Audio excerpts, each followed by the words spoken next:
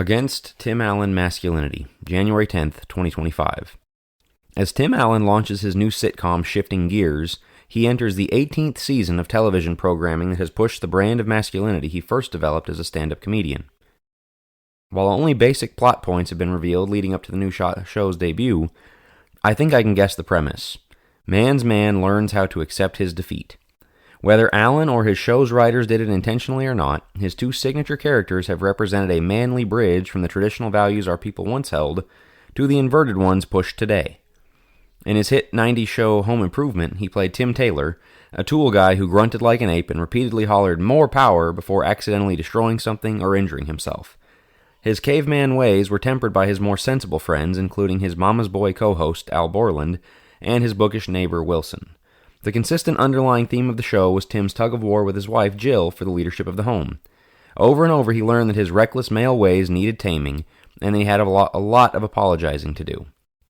Fittingly, the series ended with Tim giving up his DIY show, and the boys forfeiting their desires to stay in Detroit so Jill could uproot the family to Indiana to advance her career. Dad used to lead the home. Jill and Tim Taylor informed us it doesn't work that way anymore. In more recent years, he starred in Last Man Standing, a show in which he played a man's man with a more outdoorsy focus. In the show, he learned to come to grips with his daughter's values even as he struggled to understand them. Despite his initial hesitancy, he came to be friends with a lesbian neighbor. He apologized to the preschool teacher for objecting to a little boy dressed as a princess. He advocated for his daughter to join the high school football team. Dad used to decide the family's values. The Baxters informed us it doesn't work that way anymore. Allen and company could have saved a lot of time if he just looked directly into the camera and told men, "Guys, you can still be men. Just take your power tools, your classic cars, your camouflage, and your football jerseys to the man cave or the workshop and get out of the way of progress. That's what it means to be a man now." This is why subversives are far worse than obvious enemies. They undermine from within. It's not just that Allen perpetuated the TV trope of the stupid, childish dad in the manner of Archie Bunker and Homer Simpson. It's that his characters have been a vehicle to reach the kind of men who oppose the feminized world and rewire them for compliance. Notice there aren't any shows aimed at undermining effeminate men. Those guys already know their place. Allen is not putting on a dress, claiming to be gender fluid, or scolding anyone about toxic masculinity. He's one of us. He likes to get his hands dirty and hang out with the fellas. He whines about microaggressions and pronouns and all the other insanity of the day. But in the end, he learns to take his place. Dad doesn't have to like it, he just has to accept it. After all, he still has his tools and his cars, and that's what really matters to a man. What this means for the church. Like the culture, the church hasn't been sure what to do about masculinity either. Because the pulpit bears a natural attraction to bookish types, masculine stereotypes already often begin on the outside.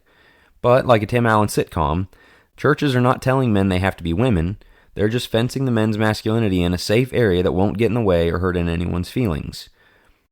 Maybe we have a football, barbecue, and beards themed men's retreat, or have a day out on the shooting range.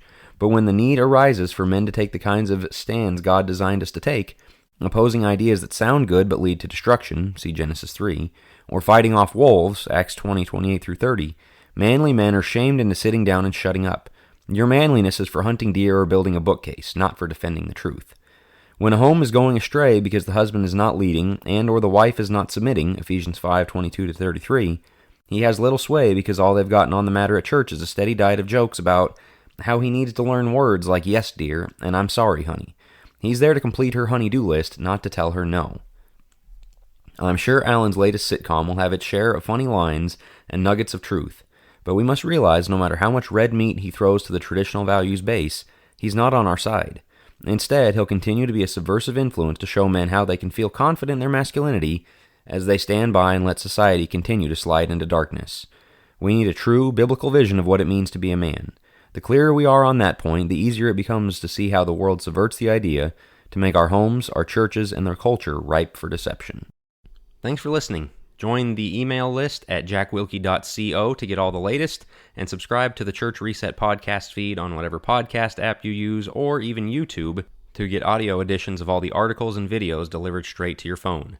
To become a supporting listener, again go to jackwilkie.co, where you can become a monthly or annual supporter. If you enjoyed this article, one of the best ways to support my work is by sharing it with others, whether via the podcast feed or by sharing the link via email or social media from the site jackwilkie.co. Thanks again.